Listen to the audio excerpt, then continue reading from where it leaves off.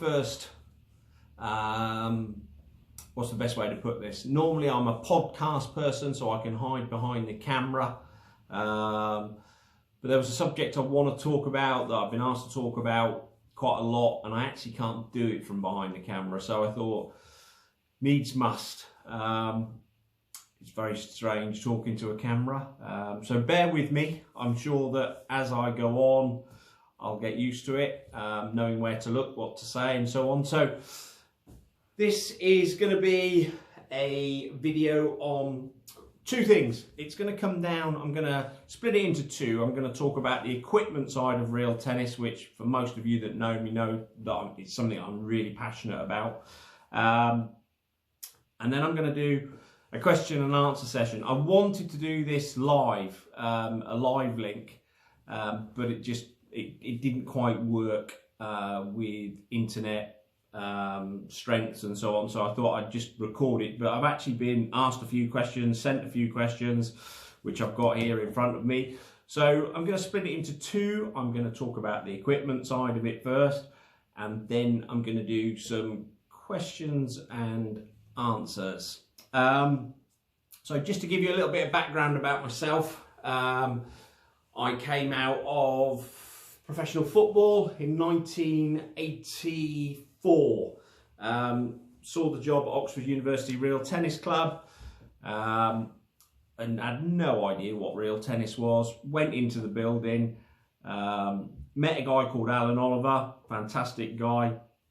I always tell the story that I thought it was normal tennis. It wasn't. It was this quirky game, and I knew nothing about it. So I had the opportunity and I took it. It was an opportunity to work in sport, and I'll be forever thankful for Alan for giving me that opportunity. To start with, it was something that I did on a part-time basis while I continued playing my football. And what did it mean to me? I've got quite strong views, as you'll notice when we get into the questions and answer session. But to me, what was I passionate about when I got this job? First and foremost, I wanted to be a good player. I wanted to be able to play the game.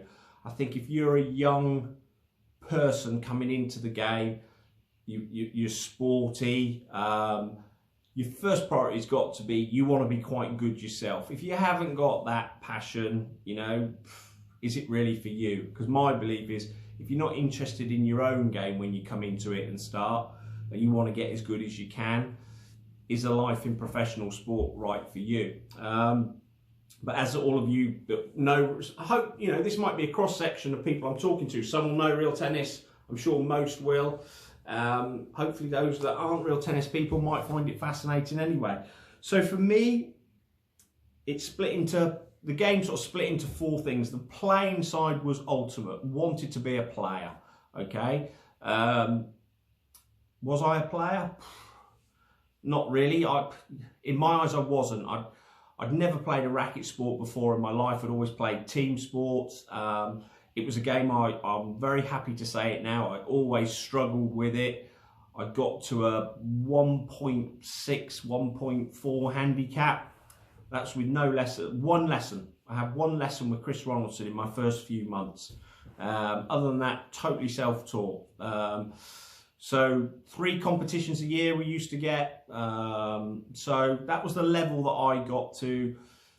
But that's not really what I want to talk about today. What I want to talk about today are the other areas of the game. So the area that probably at the time when I first came into it interested me the most was the equipment side of it. I think when you come into the game as a 18, 19-year-old, the coaching side of it is something you're thrown into. I was lucky that I worked in Oxford, lots of students, lots of interesting people, put it that way. And I actually enjoyed the coaching side of it.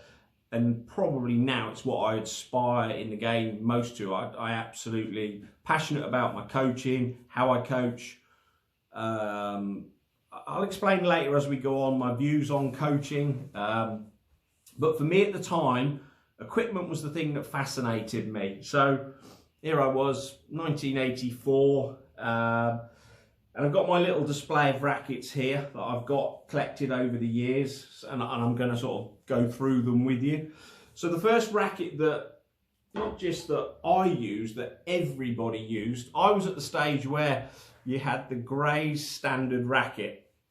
You had the square handle. I don't know if you can pick that up here. Very, you know, square handle, pretty chunky, and yeah, that's what it was. That's what everybody was using in those days. So for the first 2 years, I didn't see anything any different from that. I'd heard rumours that there were different rackets in America and so on, but in some ways it was the thing that I actually quite enjoyed, that, you know, everybody used the same racket.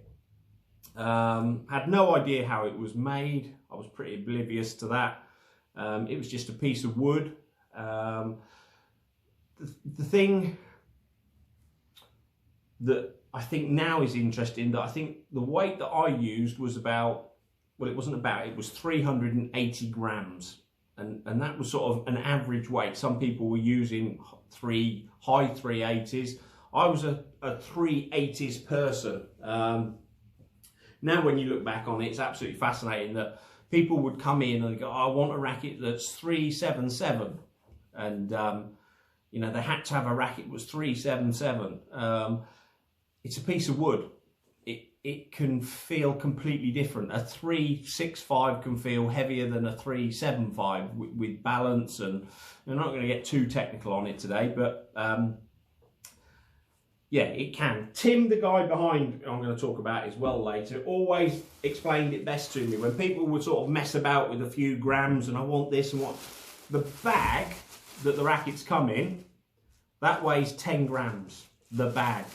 It's nothing. That's 10 grams. So when you got people coming in who probably, like me at the time, weren't the best players, and we've become obsessed with this number. It's not about numbers. It's about you picking the racket up and feeling. Do you like it? You know, it's not something. I don't think it's a product you could sell across the internet. You know, you can't sort of phone someone up and say, send me a 360, because a 360 can feel very, very different. So yeah, it's something you need to pick up, you need to wave it around and so on. So that was the racket. Just one point of interest, as you can see with this one, just there, strings in this are broke. What we used to do back in the 80s and the 90s, we used to repair rackets. It's something you don't see so much now, is members would come in and they'd have a racket that would break, and you used to have to take a few strings out and put a few strings in, and it was a pain in the ass. It used to take forever, but it was a skill, and it was a challenge, and it's something, yeah, I really enjoyed it. There's a guy called Steve Ronaldson who was just amazing what he could do with rackets. I saw him cut old rackets up and actually use the frame of other rackets within rackets. What he could do with rackets was incredible. So that was the standard, the basic Gray standard. And I have to say, I think when I came into the game, that cost, I think it was about 28 quid. That's what you paid for a standard racket. Talking of grips, this was the one thing we could work on, square handle. I don't know if you can, this is what I used to see a lot of. There was no grip on the racket, nothing here at all, just the wood, and you used to get people coming with their golf glove, and that was their grip. That's how old I am, okay? That was quite common, that no, I don't know if I've got one here. What have I got? Yeah, here you go. That's what you used to see, the classic look. Smooth wood, golf grip, and that's how you'd see people playing. So I suppose I came into the game at quite an interesting changeover. This was the sort of Bancroft shape that had been used in America. I think it's beautiful. I think it's an absolutely classical shaped racket. And I can remember after about 2 years watching Wayne Davis for the first time. And I'm not sure if it was in France. I think it was in France actually. So you got to remember, everyone's using this same racket, and all of a sudden I saw this racket. It was a Bancroft, and to me it just looks beautiful. I think maybe because it was just different. it was, I don't know, it just looked lovely. I just liked the shape of it. It wasn't particularly strong, it was very weak here. But that was the Bancroft racket. I suppose I came into the game at the end of the Bancroft time. Never really used one. But yeah, Wayne Davis. My first introduction with Wayne Davis was using a Bancroft racket. So going back to the standard racket, what we could do, throw that one out of the way, was we used to play around with grips. Now, this is just to give you an example of what I used to do personally. So it's a funny one, that what I would call an office racket, that if I picked a racket up in the office, I would think, fantastic, that's exactly what I want. It would have a small handle, it would have a Torna grip on it. For those of you who can remember, sort of Torna grip was the first ever sort of over grips, and it felt perfect. It felt the most beautiful thing ever. As soon as I went out on the tennis court, I just couldn't use it. My hand, as it started to sweat, the grip was no good, didn't work for me. And I love the idea of small grips, but I think I just got very, very wristy. So for me, I had to build up the shape. We didn't have round handles in those days, so we used to try and make them a little bit rounder by shaving them with spoke shaves. I used to put plastic down the side here to try and get some roundness into the racket. I also had another strange thing. I used to hold the racket far too low down when I started, and I was very wristy. And I think back in the 80s, 90s, the fashion was to hold the racket a little higher up. So I used to build, you can probably see this raised, sort of like the butt of a normal tennis racket. And I used to rest my hand on that. And over the years, I used to just build up grips and grips and grips and grips. And it just got massive in the end. I think I was up to about sort of 4 or 5 caracal grips, which was ridiculous. Still not, Julian Snow is the guy, good amateur player Julian, who used to have the most massive grip. And I suppose the thinking is that it keeps you very firm through the shot. There's not that flick of the wrist. We're all different. There's rumours that if you've got tennis elbow, build the grip up. Don't know if it's true or not, but it was the idea at the time. So yeah, that was what we did. We played with the re-strings. The strings haven't changed that much in my time. It was front tennis, that is still available, and there's now a new one around called Supercut. They are a little bit different, but I think probably a few years before my time, and I used to string a few in gut. What a pain in the arse. It was, some members just had this thing, it had to be clip spring and gut, it was. And you had to walk the other side of the building to stretch it out. Oh, and it was so difficult. It was so difficult to do. It used to unwind, and before the new stringing pattern came in, Steve Ronson years later developed a new stringing pattern where only one string would go through one hole. It used to be in lots of points of the racket where you would get 2 strings going through a hole, and Steve had worked out that put lots of stress on the frame. So Steve came up with the new stringing pattern. It was very funny at the time when it came out that the old guard in the game thought that was the pro just being very lazy, but it wasn't. It was probably one of the best inventions for real tennis, because you know the 2 strings going in opposite directions would put stress on the wooden frame and snap them and so on.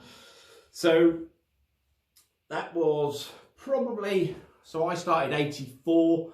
I think we all used the standard up till sort of the late 80s really. And as I say, it's part of the game that I became massively passionate about. I wanted to know more. I wanted to find out about the racket, how it was made and so on. I knew the rackets were made just outside of Cambridge, in a little village called Coton. I knew that it was made by the Grays family, whose traditions were in rackets. Now they were better known as Gray Nichols, the cricket brand at the time. They later went on to own Gilbert Rugby. They didn't at the time. So I was introduced, and I can't remember where, but I was introduced to one of it was run by the family. It's a family business, and I can remember being introduced to one of the young cousins who was probably in time going to take it over. And at the time, Grays used to have a squash range, not just the wooden rackets, they used to have graphite rackets as well. It was a really good squash range. And I got introduced to Richard Gray, and Richard was quite new at a university, and he'd taken on the squash side of things.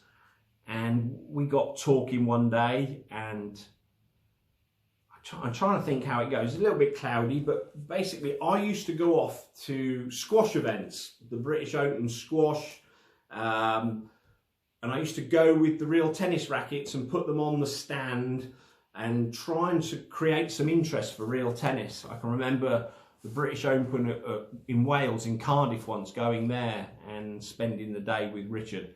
Funnily enough, it was Richard Gray who, through the squash contacts, gave me the contact to put the first ever streaming on.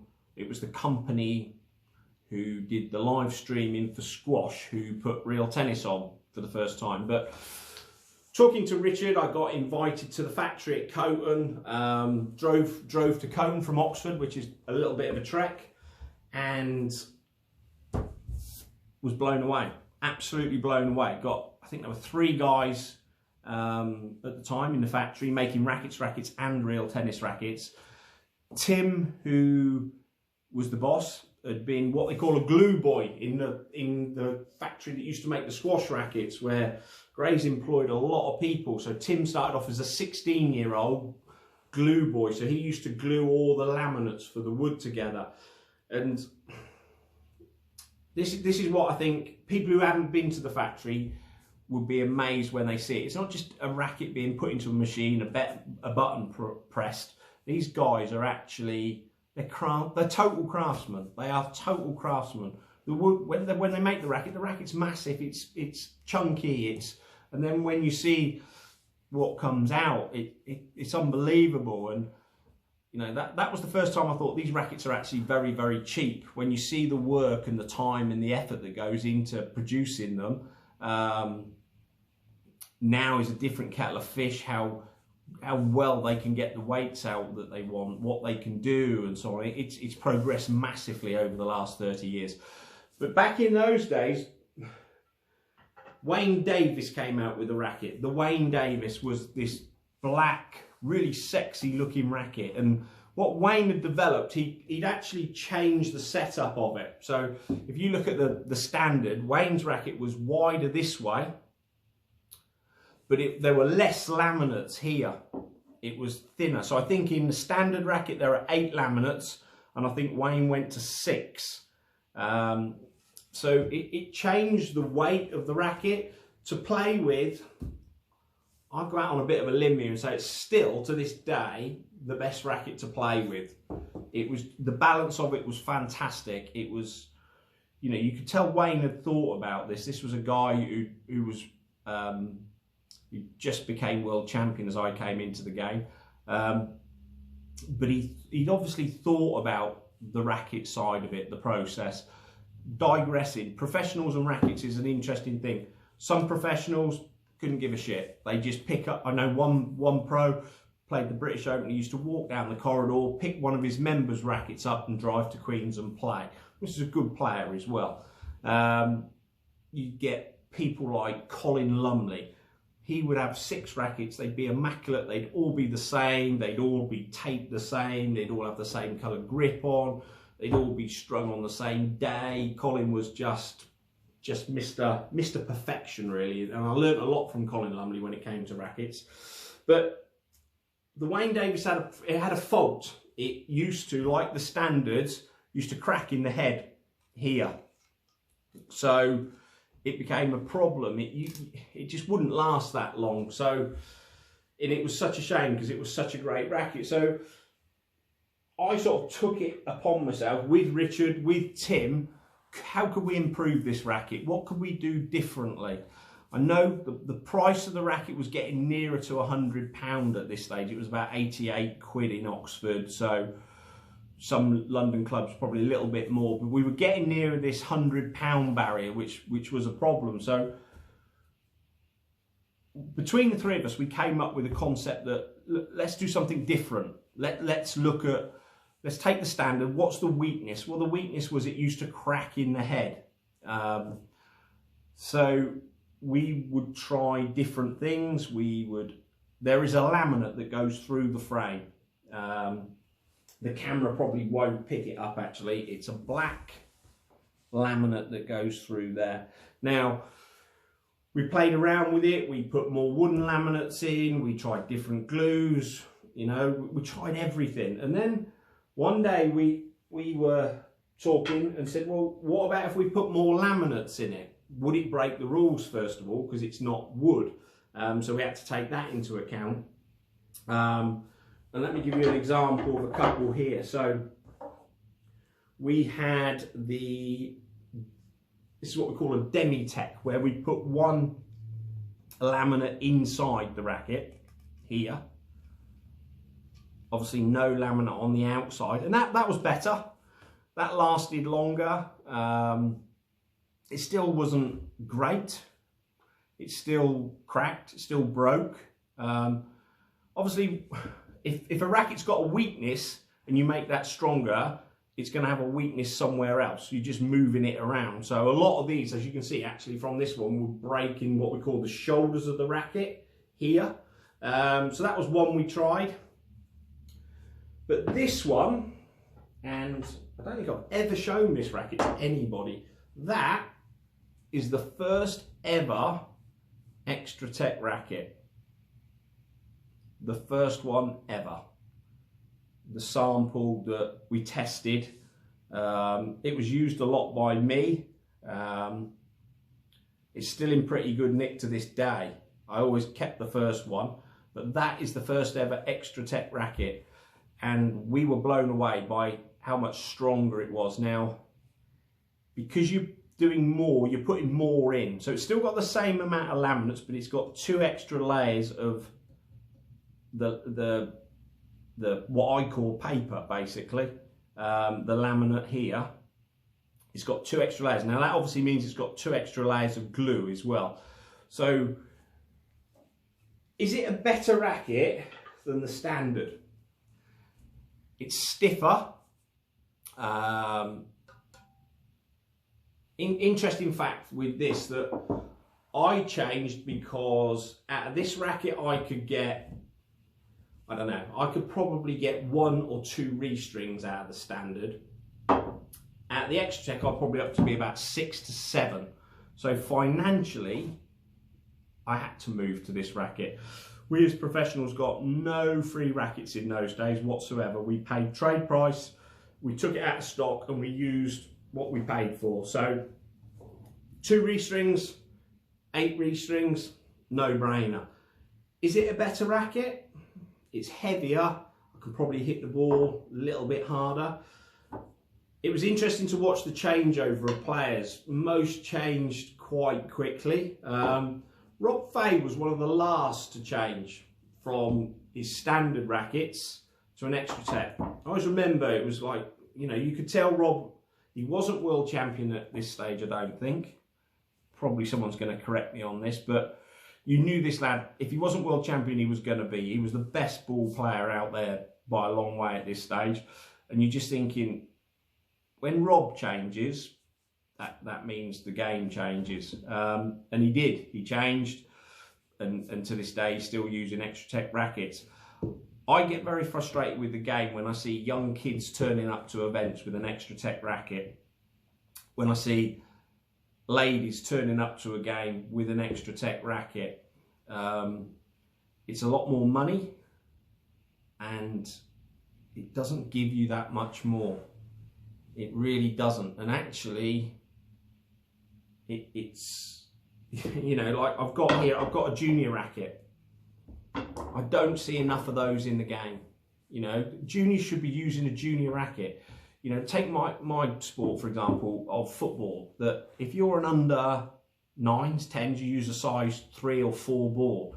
You don't use a size 5 ball till you're 15 years of age. So I've been, not that long ago, where a club that is known for a lot of juniors playing had children turning up for a for an event at Radley College with Extratec rackets. I mean, sort of like a 10 or 11-year-old girl turning up with one of these things, which, you know, there's got to be more knowledge of rackets, and I don't just mean from members, I mean from professionals as well. What we have introduced is, as I say, I fell in love with the factory, and part of what I've been able to do is get the professionals to visit the factory, build relationships between greys and pros.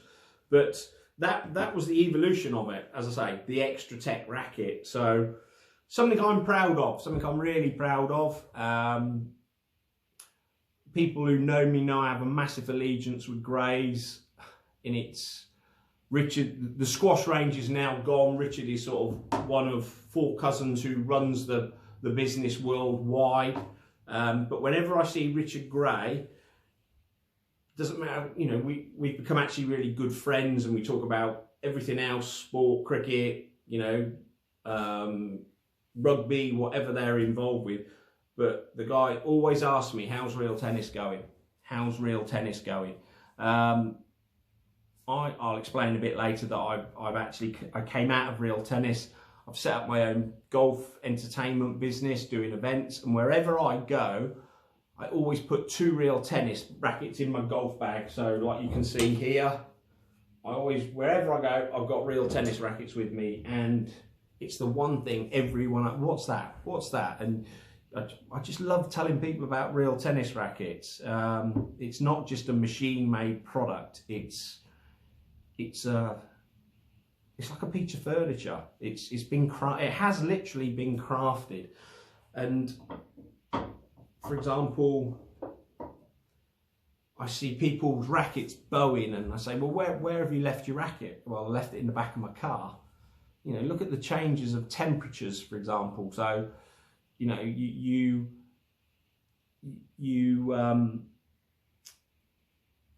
know, it's a piece of wood. It dries out, it gets cold, it gets hot, you know, extreme temperatures. For example, I didn't realise my first trip abroad, I strung all my rackets up, I got on the plane, I went to America to play, and basically the strings had gone as saggy as whatever. You know, what do we think air pressure in a cabin of an aircraft does to strings? Well, you know, so we always learn, cut the strings out and go with the frame, you know, and string it when you get there. So it very much is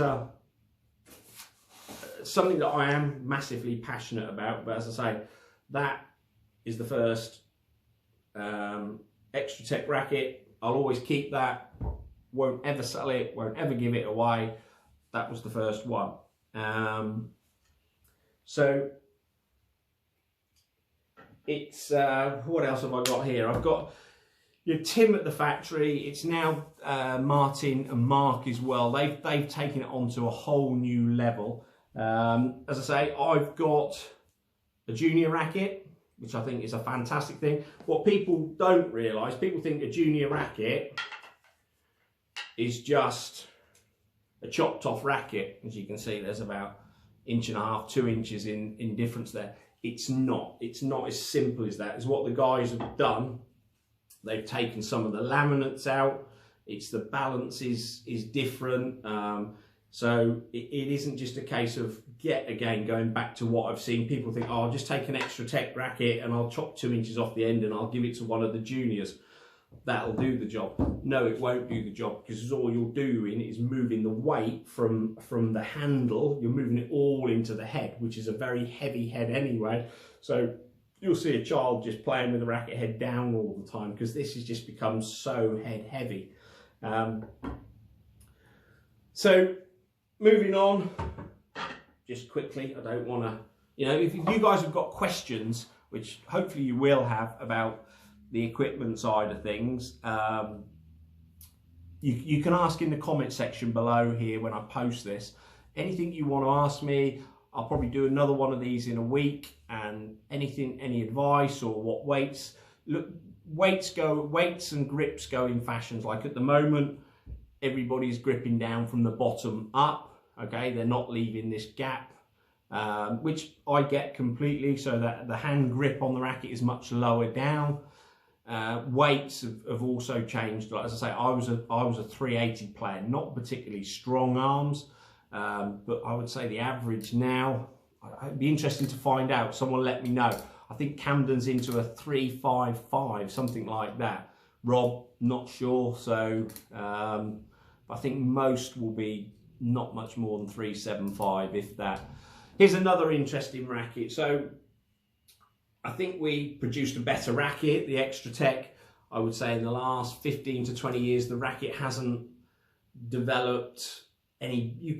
The guys play around with the laminates in the shoulders and the throat and so on to stiffen it up and move it around and so on. What they have improved is the cosmetics. Now this is, let me show you this racket. So this racket, now obviously 2005, this was the first sort of customized racket, and this was, the guys made it for me, for my son at the time. Well, he still is my son, unfortunately, who was a big Liverpool fan.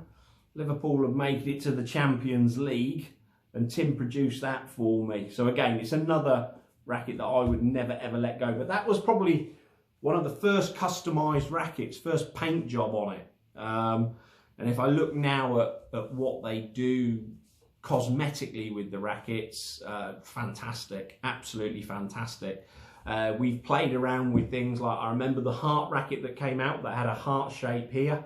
Now, to me, that racket should have broken straight away because you'd taken all the strength out, but it didn't, it lasted. So if you ask for me what the next development will be, well, actually, if you look at a squash racket, it's taking something out here to make the length of the string longer. So, you know, that might be something you'll see in time, is doing maybe something, taking more of the frame out here, playing around with it. I'm not super technical when it comes down to the woods and the materials. It's I suppose I bought into the guys who made the rackets, the Grace family, and then when you meet the lads at the factory, I remember my first trip to the factory with Tim, and there is a court close by in Cambridge, and these guys, 4 of them, had never ever seen the game being played. Tim touched every real tennis racket. He would drill the holes in the end of every real tennis racket, and he'd never seen the game played. And we all used to order our rackets through Pat, a lady by the name of Pat. It's now Kate who we deal with, who's great. But Pat knew all the professionals by the end of the phone, but she'd never met any of them. So I said, right, okay, with Richard's permission, we all went off, and I took them to Queen's Club to watch the British Open. And I'll never forget it. I took them on court, and I think they'd seen a ball before, but they had no idea of how tight the strings were, and how hard the ball was hit. And how can I put this? Tim, I hope you don't mind me saying, but Tim's words were, oh, fuck. He had no idea. So I think once we sort of broken that barrier, that they'd started to get a feel for how hard the ball was hit, they started to build a relationship with the players. As I say, more players then started to visit the factory. And it's, as I say, for me, I bought into the whole Grays philosophy, the staff, those guys. Tim had been there. I think Tim has worked, he's just retired. I think he'd been at Grays for probably nearly 50 years or more. Probably worked more of his work, all his whole working life with Grays as a company. And there were 2 other guys, can't think of their names at the time, who were working there. Martin, who's one of the new boys, has only been there 20 years. So yeah, I absolutely bought into the whole Grays ethos. Grays would only sell rackets to professionals. I worked in Oxford, as I probably harped on about, and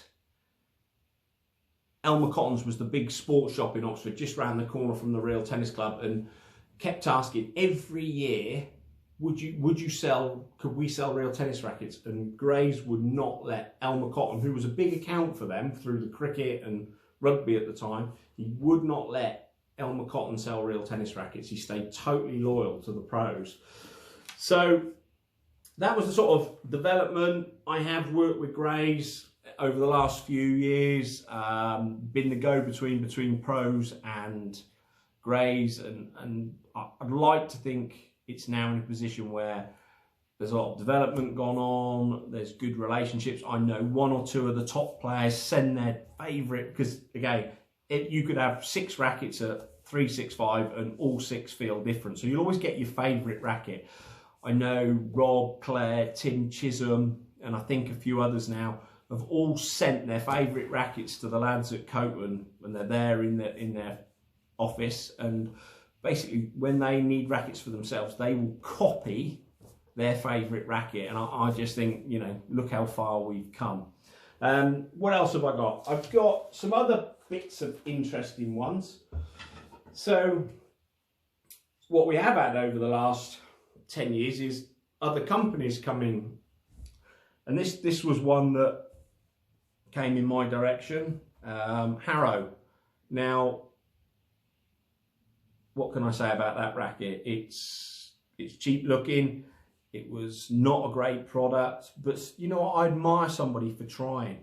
I knew a little bit about Harrow because through Grace again, I got very much involved in the squash world, started to play a lot of squash, and these are they were a big sort of squash manufacturer. So that was the Harrow racket, and again, it sort of fell by the wayside because it wasn't a great product. It was a bit of a funny shape. I think it looked cheap, it felt pretty cheap, but that was that one. Over the last, what, 5 or 6 years, Gold Leaf have come on the scene. I haven't played much in the last 10 years, let alone the last 5 years, so I've picked one up, I've had a go with it. I think it's a lovely looking product. I think it's very, very different from the Harrow product. It's a much more serious product. Top players have been, what's the best way? Top players have started to use them. I think if I was a player and someone came along and offered me lots of free rackets, I'd probably look at it as well. But I suppose it's caused competition, which is a good thing. I think it's a good thing. It's Grays have looked at it. What can they do differently? How can we, you know, competition is not a bad thing. So don't think that I think Gold Leaf is a bad thing. I think there's ways you should do things and the ways you should conduct yourself. But it's interesting now. They've signed a lot of the top players, which was something they wanted to do, which I can understand it from a marketing point of view. But at the end of the day, we're a minority sport. We've got to make sure that the game is in safe hands. I know that with Grays, the game is in good hands. You know, it could be that, you know, if a new manufacturer came along, they could start selling direct to the public. They could leave the game after a few years, and then we might have no manufacturers of rackets, and where do we stand then? But it's been interesting that one player particularly signed for Gold Leaf. He's used the product for a few years. He's now come back to Grays, which I think is a great thing. So what else have I got here? So I can show you, I've got 2 more rackets to show you, really, 2 more. This is something that I thought was absolutely beautiful. The lads at the factory, I've moved up to Jesmondine, as most of you know, is in Newcastle, and that's what is on the wall at the tennis club in Newcastle. A lot of the Sunderland supporters don't like it, so I might have to get a red and white one, but all things are possible. So I think real tennis will change over the next few years. I think that it will, you know, too many people, to me, just pick up a racket and go, oh, that'll do. It's such a tough game. So get the right piece of equipment for you, you know, get the right thing that makes the game better.